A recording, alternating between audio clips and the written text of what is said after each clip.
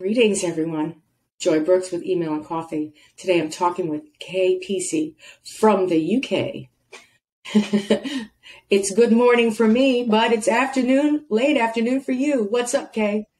It's just getting into the afternoon, which is good because if you catch me late afternoon, I'm usually past my peak and starting to get sleepy. So you caught me in the sweet spot. It's 1 p.m. here right now. So tell us a little bit about yourself, Kay. Okay, I'm going to give you the potted history. Little bit. Originally, I trained as a teacher. I live in Cornwall in the UK, and somehow accidentally in later life, and I'm talking like mid-40s, I accidentally discovered ActiveCampaign and email marketing and strategy and just completely fell in love with it. And honestly, it's the flukiest fluke ever because it was literally a mum friend on the school run who said, I really need someone to work this bit of tech and I can't find anyone. So you seem like a smart person. Can you have a go at it? That's how random it was. So I started learning from scratch, like literally from nothing, how to do marketing automation with ActiveCampaign for this friend of mine. And I'm now the most unexpected world-leading ActiveCampaign expert and teacher. So there you go. There you go. 45 years old and it just sprung into my life. Brilliant. I would say that over the years I've worked with a lot of ESPs. And the only client at that point in time that was using ActiveCampaign, they gave me credentials to get in. And I looked at it and I was like, what is this? Because it is unusual. Yeah. And it has a particular niche. It is solving a specific problem. And I really think, although for many who use it, they may be boggled and may not understand it, but it does it very well. Oh, yeah. Yeah. It does it very well. And I'm stuttering. It's the tag king. Oh, tags and custom fields. Those two together. What a killer combination. And one of the things I love so much in ActiveCampaign is that it's unlimited tags and custom fields. If you want to have tag craziness, go. You can do it. It might drive you crazy, but you can do it in there. No one's going to set limits on you. Right. I know. I have a client right now with 1 million tags. I'm like, okay, do you know what you were doing with your tags? Well, what do you mean? I'm like, they're really strategic. Are they? Okay. So, and that's the point with ActiveCampaign. I mean, who's the best business? Who's cut out for ActiveCampaign? If you're like in e-commerce and you've got store items and you're thinking, oh, this is a great platform. My friend told me to use it. I'm not saying you're not the right person. I'm just saying you may not get the best out of it as another business. This question really interests me, and it's kind of a hard one for me to answer in some ways because I'm actually not wildly familiar with any other ESPs because I've come into it later in life. I started with ActiveCampaign. I was an ActiveCampaign baby, teenager, and grown up. That is my world, okay, and that's my superpower because it means I know it absolutely inside out, backwards and forwards. But it does mean I'm not the best person to ask for comparisons with other platforms, right? So let's talk about an e-commerce business, for instance. I hear great things about Klaviyo for them, but I do know that ActiveCampaign has this really strong e-commerce deep data connection. If you are on WooCommerce or Shopify or BigCommerce or Easy Digital Downloads, the e-commerce integration is fabulous. With ActiveCampaign, you can see everything right there in the contact record in ActiveCampaign. So I think it depends what tool stack you're in. Actually. Right. And that point is that, let's say you are in e-commerce. Yeah. And you're used to Klaviyo. When you take a look at ActiveCampaign, you may try to set it up like it's Klaviyo. And you oughtn't because you could literally set up all of these automations based upon tags. You could bring your customers in. If you tag them, you can throw them into journeys with product literally at the end, they come out with a new tag, go into another journey. Literally, you could set them up forever. You could walk away. If you have a strategy in mind, the way ActiveCampaign works is different from the let's do one-offs concept. Yeah. So you want to talk a little bit about their automation and how that works? Yeah, sure. So I think migration's a really interesting topic, just to touch on that. When someone does move in from another platform, I think you're exactly right. The biggest problems I see for people arriving in ActiveCampaign is the disconnect between how things were done in the platform that they're most used to and how things are done in ActiveCampaign. So like one of my missions is to get in as early as possible with everyone who's coming to ActiveCampaign. So we put up a lot of free content about how ActiveCampaign works with lists, tags, fields, and automations. They're like the key moving parts. If you're coming into ActiveCampaign, whether you are a brand new user or you've been using it for 5 or 6 years, you really need to get a handle on what those things are best at in ActiveCampaign. What are they really good at, right? Because we get a lot of people coming into ActiveCampaign from other platforms and they try and use lists as like a major segmentation thing. And that's just a bad idea in ActiveCampaign. It doesn't handle it well. That's the most common one. And then we get a lot of people who treat automations differently. And I think it's exactly what you said, because they're handled differently in other platforms. The expectation is that they'll be the same. They're not, right? So automations in ActiveCampaign, the best analogy I have is it's like a marble run. Right? The contact is a marble. You stick the contact in at the top of the marble run and it's going to follow its little path down through the automation, dropping down like gravity, basically. And you can put marbles in at the top. You can manually add contacts. You can have other automations start an automation. So that's like pushing them in, or you can have API that pushes them into the top of the automation. So that's like putting the marble in at the top of the marble run. But then you can also have, at the same time, any number of triggers at the top. And the trigger is like a pull. It's going to watch for if this specific set of circumstances is met for a contact, start the automation, go. So the flexibility is just astounding in there. It's astounding. I like to explain it to people, ActiveCampaign, that most ESPs play chess, but ActiveCampaign plays 3-dimensional chess. Oh, I like that. And it's difficult for people to get it because they don't necessarily understand that it's not just thinking of, as I said, a campaign and a one-off, but setting up an automation that literally brings people down. So you know, they buy a pair of shoes, the system triggers them to buy socks. Mm. Then perhaps can wait 3 months to buy sneakers and waits 3 months, you know, whatever it is. Literally, they're getting content. It's got predictive analysis.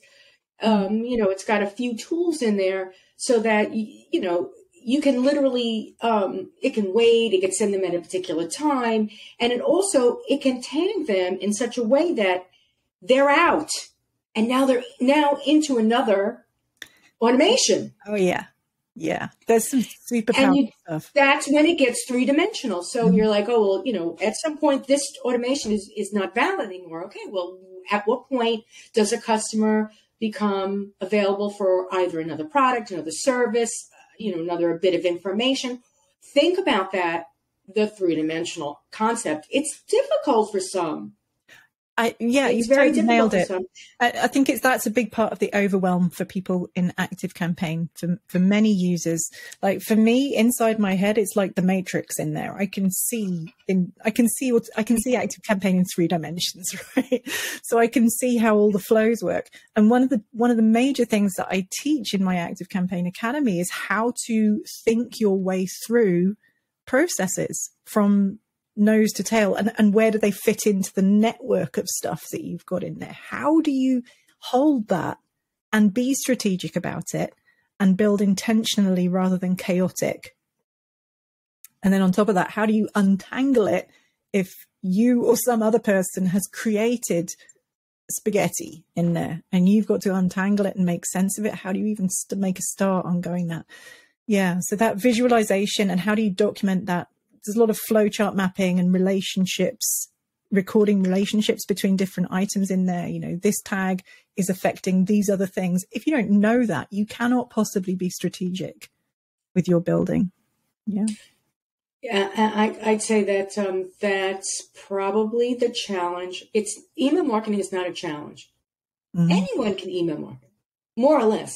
Yeah. But the strategy is the part where people get into somewhat of a bollocks, and also using their ESP to manage that strategy, and perhaps getting into an ESP that doesn't serve that strategy. Yeah. Yeah. And part of the process of picking an ESP shouldn't be, you know, how expensive it is, although that's what usually it ends up. It's sorry to say, but really what's going to take me from this point to the next point, and then as I start growing, I can grow with it.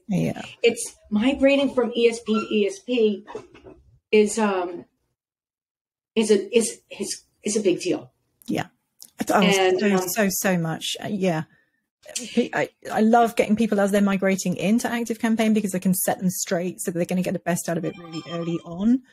And if someone's going to move away from ActiveCampaign, I'm like, go with my blessing, but please get things straight before you go. Use it as an opportunity to do some cleanup and be strategic as you move over, and also look after your deliverability. Yeah. Mm-hmm. Yeah. And that's yet, you know, it's, I'd say that, one of my, I'm not calling it pet peeve, but one of my challenges, my loves in what I do are different platforms, right? But one of the most difficult things for companies is choosing an ESP, because they'll get sold an ESP. Yes. And that's problematic. That's problematic. And it's almost impossible to find somebody who's going to be able to tell you exactly, okay, for your business and for where you're at and for your bottom line and for all of these things, this is probably the best package to go with, this, you know, this ESP. Yeah, that's a rare skill. There are a few around, but they're rare. It's rare. And that's why I invited you on the show, because I wanted to talk about ESPs at that level so that people can get a better idea of what ActiveCampaign is, because it is a little unusual, not wildly unusual, but unusual. It serves a unique purpose, and it is for a particular customer. And I think a lot of the tools, the marketing stack tools out there, they have excellence in them. The sales may just be selling them, you know, willy-nilly out there, but they have excellence built into them. And that's what the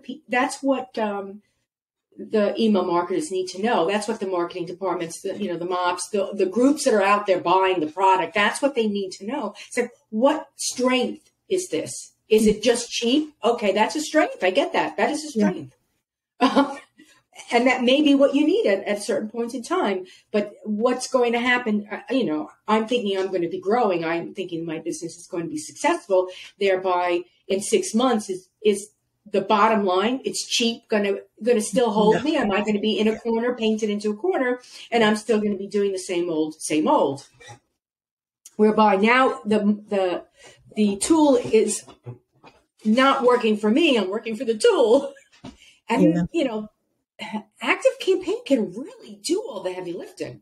It's the scope of it that always astounds me in ActiveCampaign. So in all of my time working with ActiveCampaign, I've worked with literally thousands of people in so many different businesses. So for me, I don't find it easy to pin down like who is the ideal ActiveCampaign user, because it does cover this enormous range from one person who's working in their own home making, I don't know, wax melts or batik painting, and is using ActiveCampaign to build relationships with their customer base, which may be, fewer than 500 contacts, and really using it as a relationship builder to speak to their very small but beautiful and really engaged audience, right the way up to really large corporates on the enterprise plan who are doing heavy duty e-commerce. Attribution stuff is really important for them. They're looking for very, very different things, but the product can do, but it can work really, really well, ActiveCampaign, at both of those levels and everything in between, which I just think is fascinating about it. So one of the things that ActiveCampaign has is that as you move up plan levels, you can go from light to plus to pro to enterprise. So you can grow from very small, and ActiveCampaign will keep pace with you as you grow, adding in your things as you need them. So right now I'm on plus level. I was on light for maybe the first 3 years of my business. Then I started doing e-commerce, at which point I wanted to move up to plus because of the e-commerce deep data, which is super powerful. But even on that light level, I still had access to totally unlimited automation, tagging, integrations, custom fields. The integrations probably are the biggest strength with ActiveCampaign. It integrates beautifully with pretty much anything out there. You will seldom find a tool that you really can't integrate with ActiveCampaign in a sensible way. CRM? Yeah, it's got CRM in the plus level and above. We've got deals and pipelines. That, I think, is not their strongest feature. I know that people want to have HubSpot or we see Salesforce coming in there, or Pipedrive. But what ActiveCampaign is doing that's really interesting, they've got a very strong custom integration with Salesforce now. So that if you want to like jigsawing in a best-in-class CRM, you can do that, because you can build custom objects to your own specification by the time you get up to pro level plan in ActiveCampaign. If you've got the team behind you who can do the developer work to create the custom object, you can do anything you want in there. I've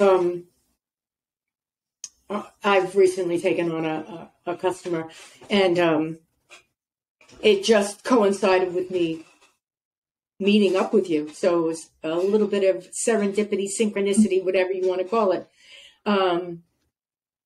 And they are a business model, not a consumer, a business. Mm. And it's quite interesting to see what they are doing, what they want to do, what they intended to do. And I'm enjoying the challenge. It's, and that's why I love ESPs, because I immediately start to speak the ESP language. And that starts with having the chat sessions, because you have a chat session, you ask it one thing and you get an answer, and it may not answer what you think you asked, and you realize, okay, the language, the description for items is proprietary. So like you said, if you're coming in and you're thinking about your list, mm-hmm. not an ActiveCampaign, it's not how it's built. Mm-hmm. And that was the one that was immediately, I was reminded when I was having a chat conversation that, okay, get away from the list. Let's stop the list. Let's dump. No more lists. Let's dump everything, call it master list, and be done with it. Yeah, and I was really fortunate, because I learned that really early on in my ActiveCampaign time, because I used to listen avidly to. I was basically obsessed with ActiveCampaign right from the start. I just pushed my buttons of systems thinking and organization and getting stuff done on autopilot, so that I didn't have to do it. I was like, this is heaven. And it is such a huge liberation for the small businesses. So I found it really exciting. So I listened obsessively to the ActiveCampaign podcast, which was live back then. I don't think it's active at the moment, but Chris Davies was running it then. And the education in those early podcast episodes was impeccable. And one of the key things was how to handle unsubscribes and preferences in ActiveCampaign. And as soon as you start getting lots of lists in there, that gets just horrible and out of hand. So you want to have as few lists as possible in any ActiveCampaign account. So in our academy, we have a special training that is called List Cleanup Corner. And it's all the different strategies that you can approach depending on what you've come in with. So we get people coming in with like 60 lists or more in there. And how do you go about safely, meticulously, but also quickly reducing that number of lists to the sweet spot in ActiveCampaign? So it's a really common preference centers. Preference centers. Yeah, preference centers. Again, you know, a lot of people set up preference centers, and sometimes it's like one of those shiny objects, right? Yeah. They're like, oh, we could set up a preference center. Someone's told them they have to have one. Right. And I'm like, okay, so you're a business to business model and you've got a preference center. Exactly what is it that you think your prospects understand about your business that they can set up a preference center? It's like, oh, I don't want to get the blogs, but I only want to get the what? I mean, yeah. Aren't you trying to upsell them, or you're trying to give them information? You know, you're trying to stay top of mind. So as soon as you introduce that preference center, that somewhat gray goal of yours, top of mind, is out. You know, it's in the garbage can. So now you're not top of mind because they just they just ticked off something. So you're not sending them anything. So either you get a hold of your frequency, get a concept of what you're sending, you allow them to unsubscribe. I mean, if you've got if you're a business to business model, yeah, and you're thinking of a preference center, I almost want to say, think about your frequency first. Mm-hmm. Think about what you're sending them and your strategy along with that, and don't think of your preference center, because if they're not into you, let them unsubscribe. Yeah, like it's way down the list of priorities. Do I have one? I don't even think I really have one at the moment, other than for my members. They're a bit different. They get special treatment. But in fact, I remember only one person during the launch of my ActiveCampaign Academy who wanted to opt out from the emails that were promoting the launch. I was like, no, you're welcome to unsubscribe, but this is literally the thing that I sell. So you don't get to stay and have the free content that gives you value about ActiveCampaign, but not hear me talk about my ActiveCampaign Academy. That's not the deal. Yeah. That yet another one of those three-dimensional kind of concepts where it's almost like, don't overthink it. Mm-hmm. I say that to people a lot. You're overthinking. Yeah, don't overthink it. And also, put yourself into your customer's boots. Oh, literally. Yes. I mean, yes. Really. Get out of the C-suite where your product is the best, your services are the best, everybody's got to have it. I mean, get out of sales, get out of all those things and say to yourself, I'm just a normal Joe. Mm-hmm. I've got a particular problem to solve, or I have need for your product. So I need your product. I love cheese. I'm going to buy cheese, right? Or, I'm a business and I need, I need your CRM. I'm a business and I need your whatever your service is. Yeah. Just try to get into that concept. Humans, right? Just understand them as humans at the inbox. Really understand them as humans. Oh my God. It's so funny that you said cheese then, because I was meant to be out this is relevant. You're hungry now. No, I promise this is relevant.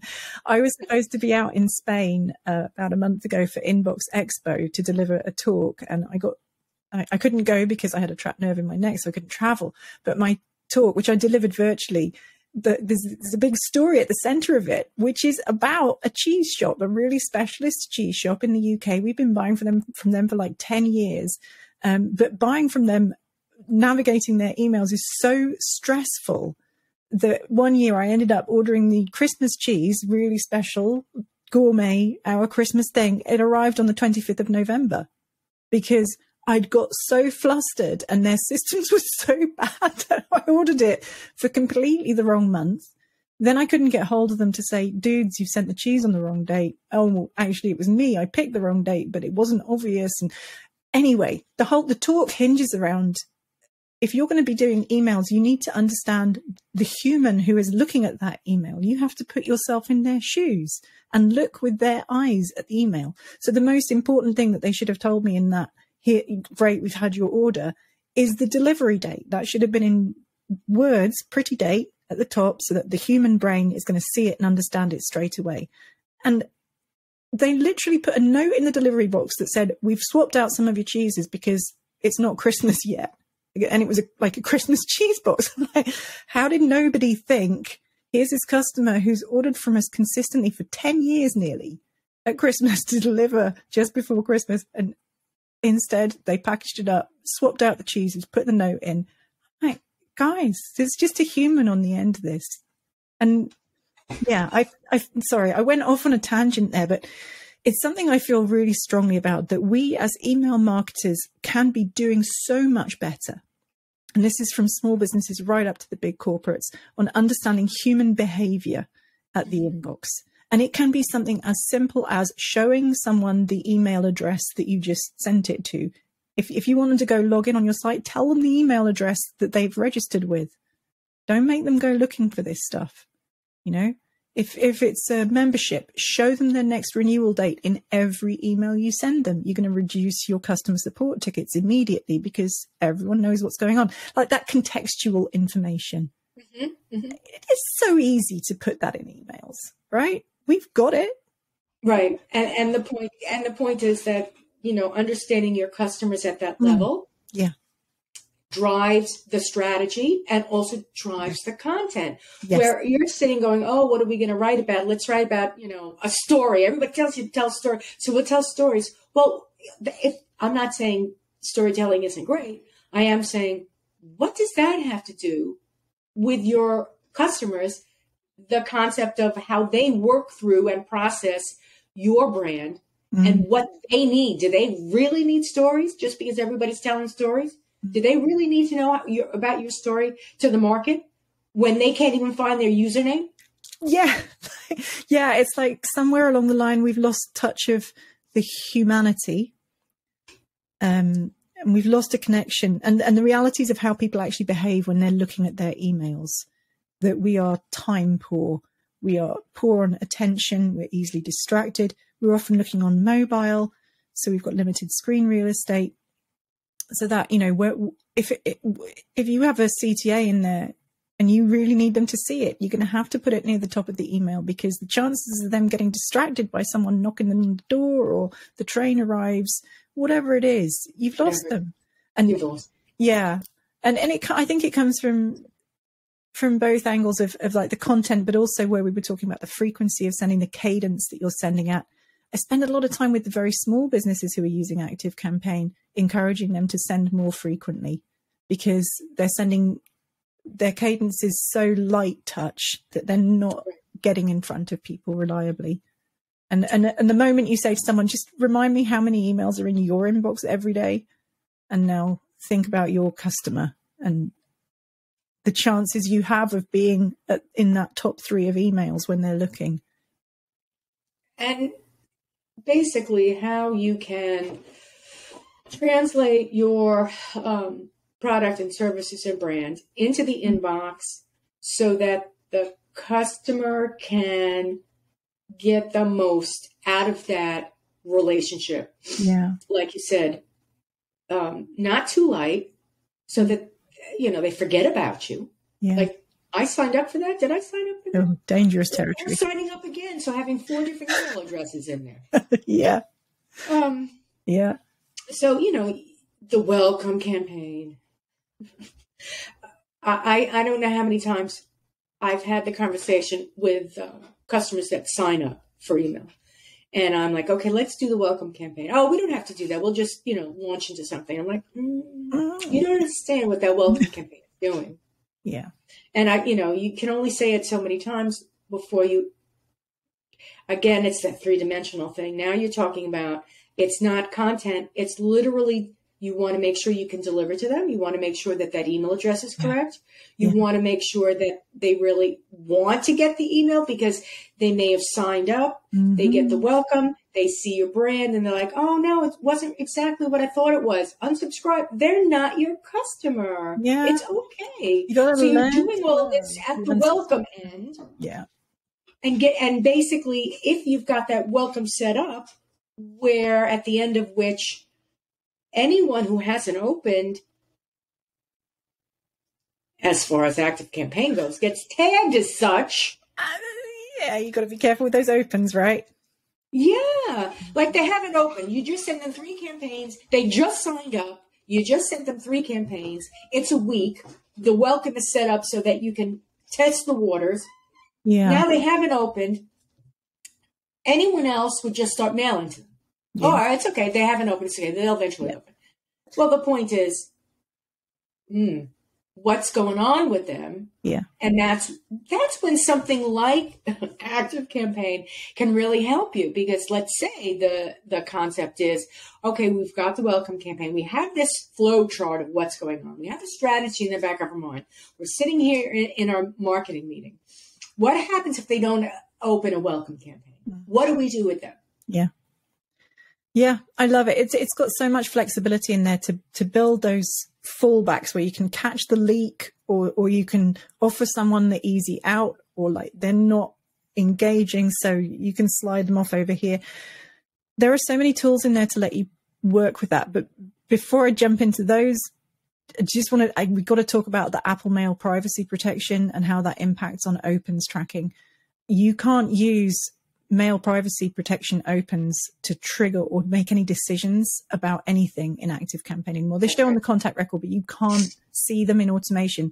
So I'm doing a lot of education at the moment with my members around don't use opens to make a decision. Just don't. It's a guideline, but if you want a definitive piece of information, it has to be a click. And that's changing how we do welcomes.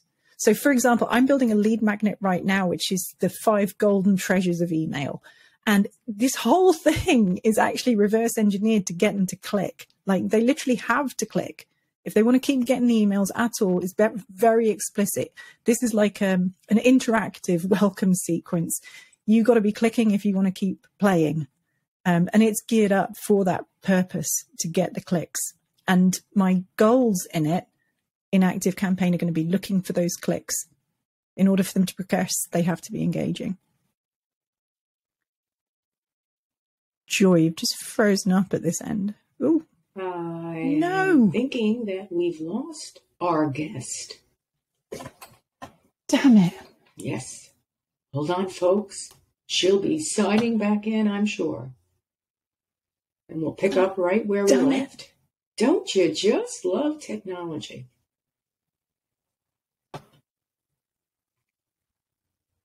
So another moment from our sponsor, of which we have none. Last time I talked about a sponsor, I brought up rover.com. Well, maybe this time I'll talk about blackriflecoffee.com, my favorite coffee. And since this is email and coffee, Black Rifle Coffee pays back, and that's their concept of business. They are veterans, and their business is set up. The model is that they pay back to veterans. So an interesting group, perhaps not for all. They've got lots of great coffee. They've got ground coffee, Keurig, beans, specials, gear. BlackRifleCoffee.com, free plug.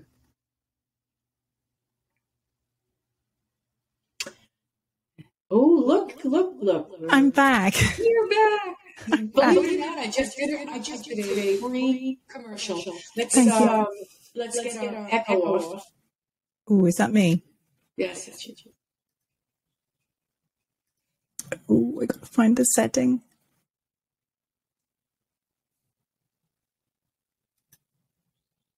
There it is. It's not letting me turn on echo cancellation. It's not? No. I'm so sorry. That's okay. Oh, it's recorded. It won't let you do it during the recording. Do you want to pause recording, or should I go out and come back in again? I just want to speak. That will work for me. Hey. Hold on, people. Stop and go.